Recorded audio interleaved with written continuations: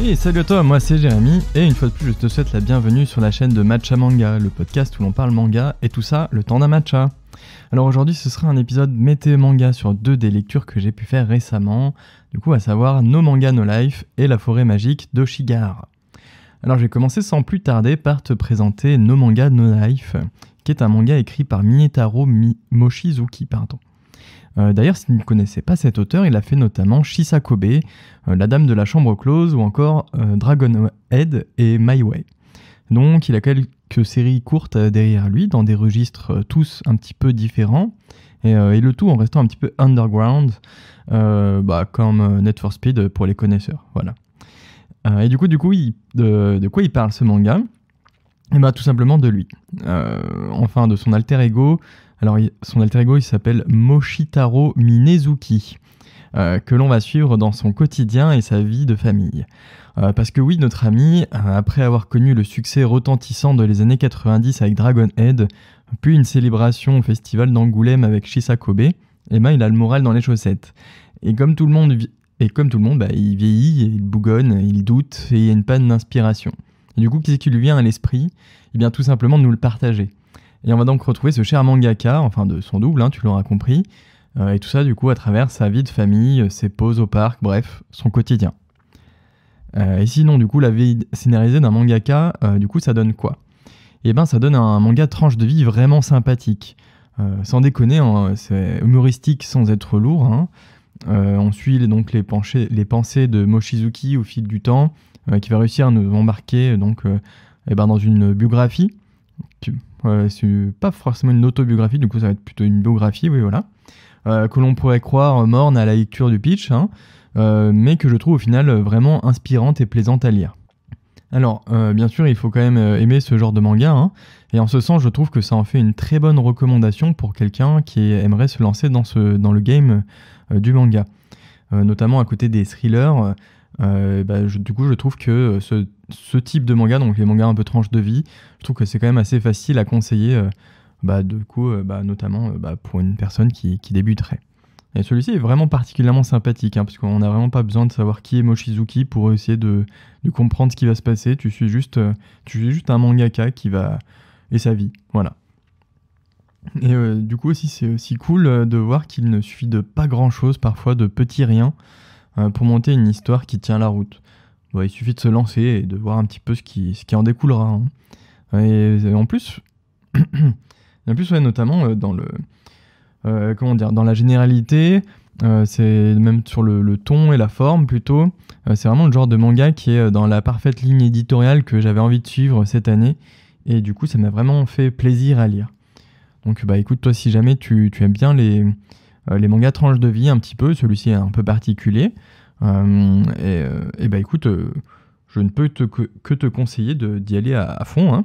Et d'ailleurs oui, il y a uniquement 2 tomes au Japon, et la série s'est terminée là-dessus, donc pour moi c'est aussi une raison de plus pour foncer l'acheter. Tu vas pas te lancer dans une série de 10-15 tomes je sais plus à combien ils sont, mais ils sont bien à 13, plus de 13 € en tout cas de mémoire. Donc voilà, t'auras que 2 tomes à acheter et basta. Passons maintenant ensuite au second manga que j'avais envie de te présenter, à savoir La Forêt Magique d'Oshigahara. Alors en fait ce manga en réalité il est assez vieux, parce que du coup il date du milieu des années 2000 par là, qu'il s'agit d'une des œuvres qui a fait connaître Isae Iwaoka. Donc c'est la mangaka qui a fait notamment La Cité Saturne ou encore Anaboro. Et donc ce manga fait partie des premiers issus du lancement des éditions du Renard Doré. Donc le Renard Doré en fait c'est une librairie parisienne vraiment connue et reconnue dans le milieu, et qui sont maintenant devenus éditeurs en complément. Alors de mémoire c'est avec aussi Rue de Sèvres. Voilà, donc après c'est peut-être à vérifier, mais du coup Rue de Sèvres il me semble qu'ils avaient déjà fait de la BD. Et là, du coup, ils se sont associés avec Renard Doré, si j'ai bien compris le business, pour faire du manga maintenant. Et du coup, ce qui est un sacré accomplissement pour tout fan de manga qui se respecte, donc il faut le reconnaître, donc big up à eux. Et je passe aussi un petit big up au poteau lyonnais de Tsukimi, qui m'avait gentiment prêté le tome pour me faire une idée. Et tome, bien sûr, que j'ai acheté directement à la sortie, tellement qu'il m'avait plu. Ouais, et du coup, tu vas me dire, mais du coup, de quoi ça parle, la forêt magique de machin truc, là? Et calme-toi, t'inquiète, j'y arrive. Alors, du coup, forcément, comme le titre l'indique, en fait, ça va se passer dans la circonscription de Oshigahara, et plus particulièrement au numéro 29, où va se trouver une entrée qui donne sur une forêt fort mystérieuse, entourée d'un mur vieilli par le temps. Et du coup, c'est un bon jour qu'un coq, poursuivi par un jeune garçon armé d'un bâton, va finir par s'y engouffrer afin d'échapper aux sévices qui l'attendaient. Parce que le garçon, il était carrément en train de le courser pour le tabasser. Voilà.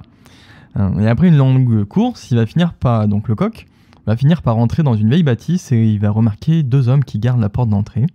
Sauf que malgré leur apparence, le coq va vite se rendre compte qu'ils ne sont pas humains. Parce qu'en réalité, ce sont des esprits. Et il va aussi rencontrer Soichi, qui est un humain assez spécial, car lui aussi, il vit justement accompagné de ses esprits et en pris une apparence plus ou moins humaine. Il s'est donné d'ailleurs pour mission d'aider les âmes égarées dans la forêt. Et ça tombe bien, parce que justement, ce brave coq, bien qu'il déteste les humains, il a bien besoin d'aide. Et notamment pour retrouver sa maman, qui est en réalité un chien.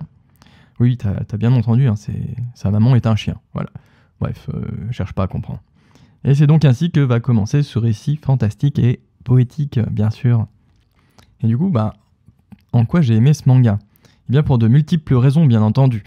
Déjà, on va commencer par le dessin.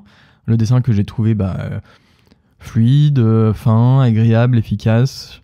Il y a vraiment des détails un peu de partout.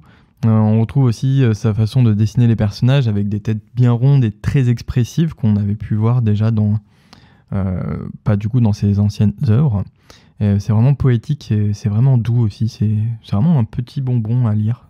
À lire et à suivre, ouais. Par contre, c'est une douceur qui tranche complètement avec les thèmes abordés qui, eux, seront de plus en plus durs avec le temps. Car déjà, avec le coq, on avait une histoire d'abandon pur et strict, un petit peu comme les histoires que l'on entend chaque été sur les animaux délaissés, les animaux qui vont être délaissés au bas de la route, notamment sur le trajet des vacances. Parce que les gens n'ont plus envie de s'en occuper ou ils pourront pas s'en occuper pendant les vacances, donc ils préfèrent les tèges, voilà. On aura aussi un peu de suicide et aussi la perte d'être cher aussi, notamment dans ce premier tome. Donc, quelques thèmes pas forcément les plus folichons. Donc, c'est vraiment 2 salles, 2 ambiances, quoi. Du coup, on a vraiment un dessin qui est vraiment très, très mignon et des thèmes qui sont bien plus sérieux. Et ça fait un joli ensemble, en tout cas. En tout cas, un dessin peut-être pas forcément joli, mais un ensemble vachement curieux et ça donne vraiment envie de lire. Et d'ailleurs, tout ce côté mystérieux, l'humain aussi qui vit en communion avec les esprits, etc. Et tout ça m'a fortement fait penser aussi au début de Shaman King, ce qui forcément m'a beaucoup plu, tu me connais, parce que moi, Shaman King, c'est vraiment mon dada. Oh tiens, et d'ailleurs, micro-digression par rapport à ça, mais tu peux retrouver actuellement la suite directe de Shaman King sur Netflix, sous le nom de Shaman King Flowers, où l'on retrouvera notamment Anna, qui est le fils de Yo et Anna, qui se retrouvera mêlé à une affaire de succession par rapport à la famille Asakura, et donc au Shaman King actuel qui est Ao, bien entendu. Et en vrai, c'est plutôt cool, si jamais tu as aimé la série principale, et que tu n'as pas lu la suite, let's go, franchement, ça se regarde bien, c'est plutôt cool. Bon bref, parenthèse terminée quand même, on va revenir à nos forêts. Dernière chose que j'ai appréciée un petit peu dans ce tome, c'est bien sûr la construction de l'histoire, parce qu'on va vraiment prendre le temps de nous exposer des personnages au fil des chapitres, que l'on retrouvera par la suite sans forcément qu'ils soient omniprésents, par exemple avec le coq, mais disons qu'ils mettront tous leurs prières à l'édifice, et on aura des petits clins d'œil par-ci par-là, c'est toujours un petit peu sympa. Et ce qui est marrant, c'est qu'il faut aussi prendre le temps justement de bien lire ce manga, parce qu'il va nous partager une profonde émotion au final, ce qui est possible uniquement en regardant bien les dessins, en lisant bien tranquillement, et en profitant vraiment des personnages et de tout ce qui nous est proposé par cette œuvre. Donc si jamais tu es pressé par contre, pars sur un shonen classique, va sur tes réels Insta, et reviens après quand tu auras plus de temps sur ce manga, parce que en vrai, pour moi tu n'en seras que récompensé de prendre vraiment le temps de le lire bien comme il faut. Ouais, écoute, voilà qui est plutôt pas mal pour aujourd'hui, tout simplement. Je voulais faire un épisode court, je sais pas trop où j'en suis là, mais j'espère, je sais pas trop s'il le sera ou non, mais je pense à peu près. Hein. On devrait être sur une petite dizaine de minutes, 10-15, bref. Je te rappelle une nouvelle fois que tu peux m'encourager à continuer en me faisant un retour donc, sur ton application de podcast, en t'abonnant ou en me laissant un petit commentaire. Un 5 étoiles aussi, c'est très très bien les 5 étoiles. Sur Instagram aussi, non, mais aussi sur YouTube maintenant, parce que oui, tu retrouveras une vidéo dédiée avec plus d'images que sur Instagram, donc forcément, c'est plus cool aussi, tu peux regarder ça sur ta télé, c'est chouette. Et bien sûr, tu trouveras tous les liens en description, où en vrai, dans l'idée, tu as juste à taper Matcha Manga, et normalement, tu devrais plus ou moins tomber rapidement sur mon contenu. Tu as juste à retrouver le logo, et c'est bon. Et maintenant, écoute, je n'ai plus qu'à te souhaiter une bonne journée, une bonne soirée, puis à la prochaine, hein, tout simplement. Salut, salut!